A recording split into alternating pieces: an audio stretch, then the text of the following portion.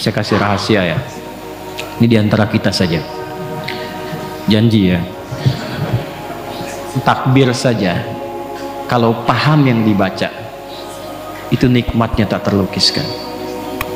Abu Bakar As-Siddiq radhiyallahu taala anhu itu baru takbir Allahu Akbar sudah gemetar, nikmatnya khusyuk.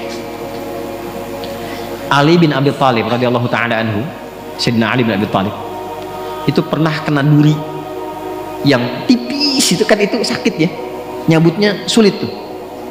Apa bahasa Rusianya itu kacugak, kacugak itu kena duri tajam, sakit dan sulit dicabut. Jadi begitu mau dicabut terasa. Ada sahabat bilang begini, temannya, kawan beliau, saya tahu kapannya waktu yang tepat untuk mencabut. Begitu takbir Allah, Allahu Akbar, takbir, itu dicabut durinya, bahkan tidak ada perubahan di ekspresi wajahnya, sama persis dengan saat mulai bertakbir. Hanya satu kalimat Allahu Akbar, ucapkan di lisan, terjemahkan di pikiran. Allah Maha Besar. Di pikiran kita mengikuti, menerjemahkan.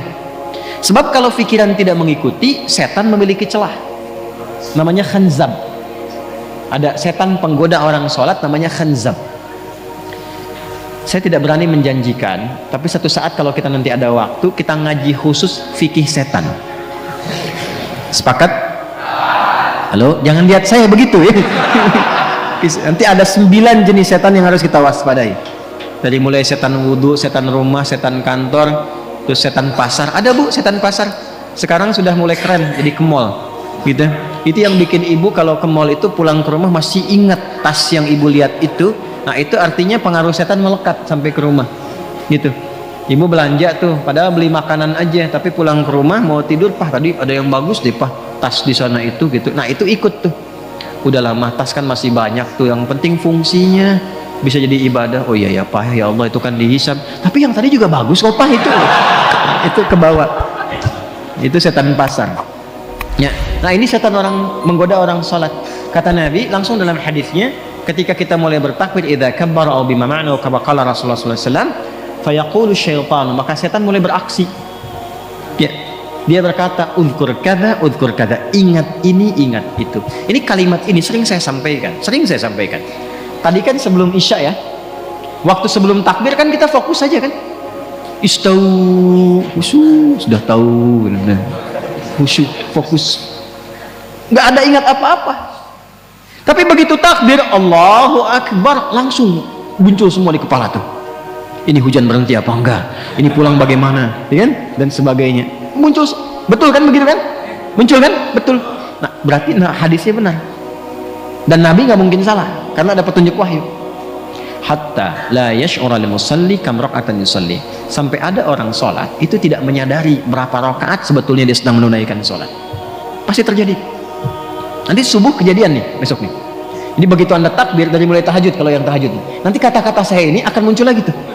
Allahu Akbar, ingat nih, setan akan menggoda ini. Itu setan. Itu setan. Walaupun dia datang untuk mengingatkan, tapi tetap dia setan.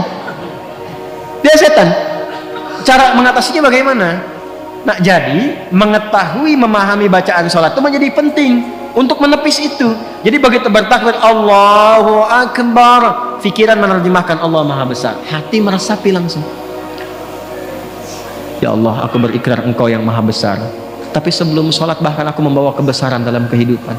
Sombong kepada kawan, merasa yang paling hebat dengan pasangan, yang tinggi dibandingkan dengan kawan, merasa yang paling agung, tinggi kedudukan dan sebagainya. Dibawa, bagaimana kalau Engkau wafatkan aku sekarang dan aku merasa dalam kebesaran itu? Tobat ya Allah, aku mohon ampun.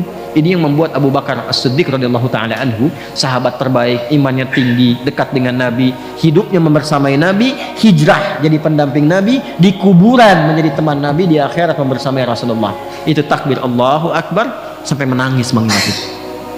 Maka dalam kesadaran itulah kita mengucapkan Allahumma ba'id baini wa baina khataaya kama ba'adta bainal masyriqi wal maghrib. Khataaya, ya kecil di belakang itu ya pengakuan.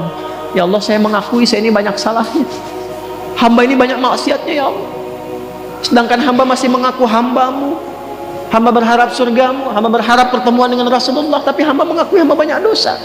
Maka Anda katakan, kalau memang dalam sholat ini hamba pun masih membawa banyak dosa, ya Allah, dengan ampunanmu yang tanpa batas, mohon ampuni dosa hamba, dan jauhkan dari hamba sejauh-jauhnya, seperti engkau jauhkan timur dan barat yang tidak pernah bertemu. Hamba malu bertemu denganmu, ya Allah, dalam keburukan. Itu maksudnya. Maka kita katakan juga di doa yang lain, ada 12 jenis doa iftitah. Ini atau wajjahtu wajhiya lilladzi fataras samawati wal arda hanifan musliman wa ma ana minal musyrikin. Inna salati wa nusuki wa mahyaya wa mamati lillahi rabbil la syarika lahu bidzalika umirtu wa ana minal.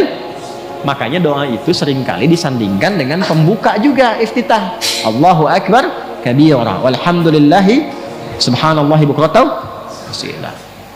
Baru masuk ke wajjahtunya. Itu untuk menguatkan kepada jiwa. Ya Allah, aku merendah, aku pasrah. Hamba yang banyak salah.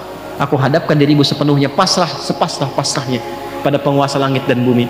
Saya sholat, saya beribadah, bahkan hamba hidup, bahkan engkau wafatkan hamba sekarang dalam sholat. Hamba pasrah, ya Allah. Yang penting engkau akui hamba sebagai seorang muslim. Hamba berjanji, kalaupun setelah sholat ini diberikan kesempatan hidup, maka hamba akan jadi muslim yang patuh dan baik setelah ini. Wa ana minal muslimin. Buktinya apa? Setelah sholat dibawa nggak kalimat itu? Nggak terbawa karena belum memahami. Mau sampai kapan seperti itu? Sedangkan kita sudah ribuan kali menunaikan sholat.